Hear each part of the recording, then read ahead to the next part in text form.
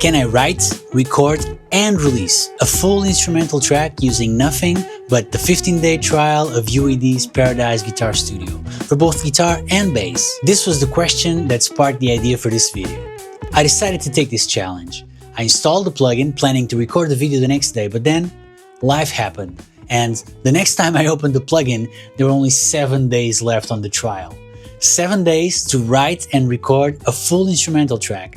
And on top of that, I had a very bitter surprise, but I'll tell you more about that later. First, let's listen to the rough idea that I used to start this track.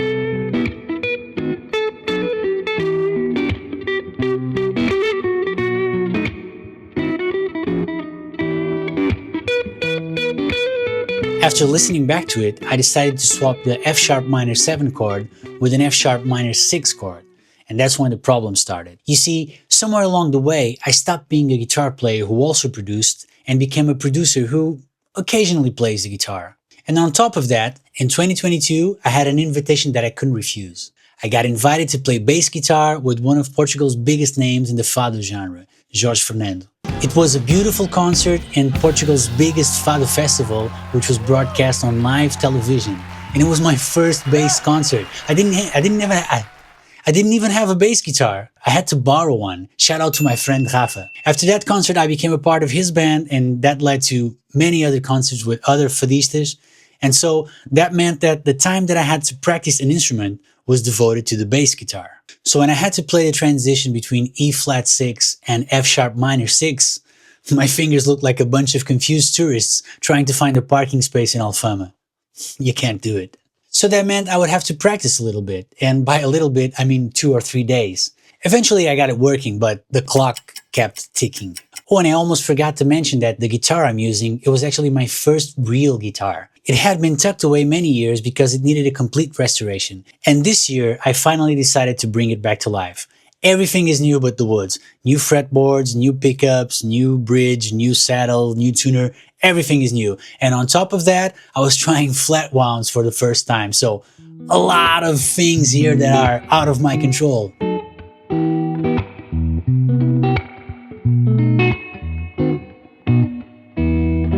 And I must say, this sounds pretty nice, pretty good. Let me just try something. They have like a Fender Tweed type of amp.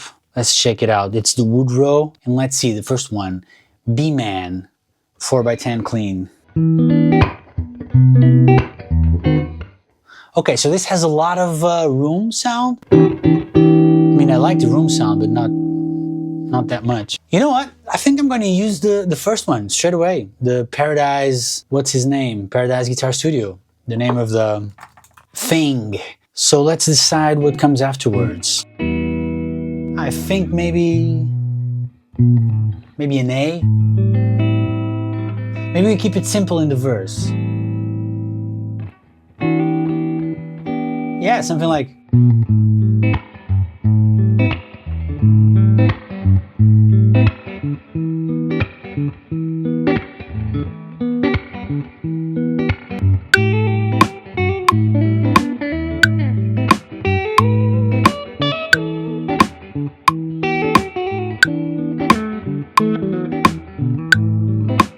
Once I had the chords down, it was time to record the main riff, and for that, I was going to need a preset.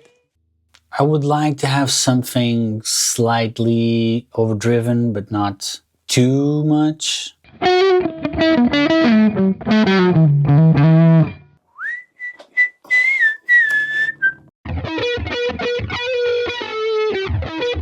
It's a cool sound, not for this track, but...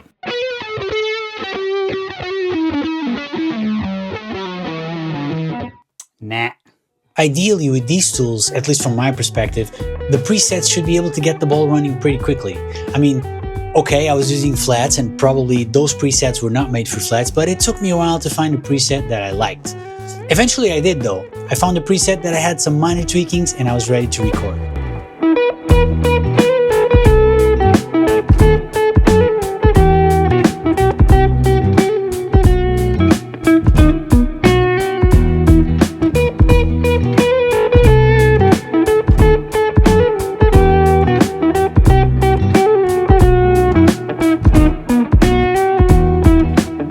After some guitar noodling, trying to figure out some melodies for the verse, it was time to record the bass, but for that I would need some drums. I decided to use my good old Maschine to play some drums with my fingers.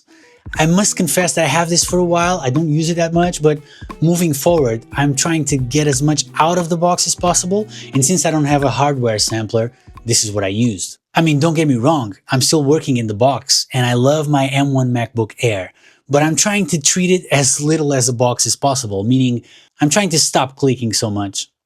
When it came time for the bass, I must say the presets weren't of much help here. I tried them on and they were just like weird. I don't think it's their target audience, but after some experimenting, I managed to find something that I liked. I was using the red comp straight into the Woodrow amp with no cabinet, and I must say I was pretty happy with the sound. In the end, I managed to record and finish a track, not the track I wanted, but that wasn't the plugin's fault. That was mainly because of my bad planning. I needed more time with the plugin so that I could explore the sounds. I would like to explore different melodies. I feel like this is an okay track, but with time I could have made it much more interesting. Again, not the plugin's fault. So it's time to listen to the final product. If you stick around till the end, I'm going to tell you exactly what I thought about the plugin.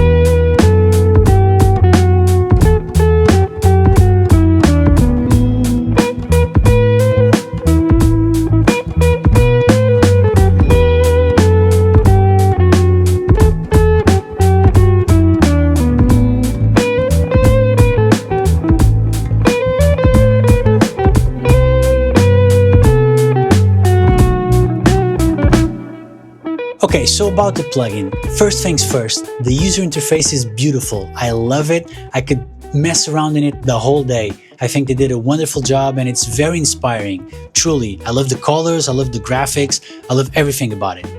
When it comes to options, I also like the fact that they don't have a million options for you to choose. For example, every cab is already paired with the microphones that they thought were right. And to me, I think that's an advantage because when I have too many choices, especially when it comes to that, it's very easy to get lost. Another thing I liked about the plugin is the fact that you can select a different frequency for the tuner. This might not seem like a big deal, but in my case, I don't use all my guitars in 440. I use some of them in 432. And you're probably thinking, oh no, here comes this guy with this woo-woo stuff. I mean, to be honest, the first time I tried 432 Hz, it was because I was enamored with the idea of playing in a frequency that resonated with the universe. Now, I don't know if that's true or not, but what I can say is that playing in that frequency is more pleasant for me. The sound feels sweeter, it's easier for me to sing in that frequency, and it's not just because it's a lower frequency, because I've tuned my guitar to many lower tunings like E flat or tuned it to D, and it's not the same thing. So I decided to use that for some stuff. And not all tuners allow you to do it, which is a bummer. When it comes to the actual playing, I really like it. It's very responsive and it's not CPU heavy at all. So that meant I could use it with a buffer of 32, which is pretty cool. When it comes to the sound of the plugin, I didn't have much time to explore. From the options that I saw and the fact that you have like certain plugins from UAD like reverbs and compressors, I think it's a very good option. I must say though that I'm really disappointed that they don't have an auto filter pedal there, because that would have been really useful in this track. Whether you're in the market for a new plugin for your guitar or not, I think either way you should try this demo and see if this plugin works for you. Till next time! Oh, and don't forget to like and subscribe.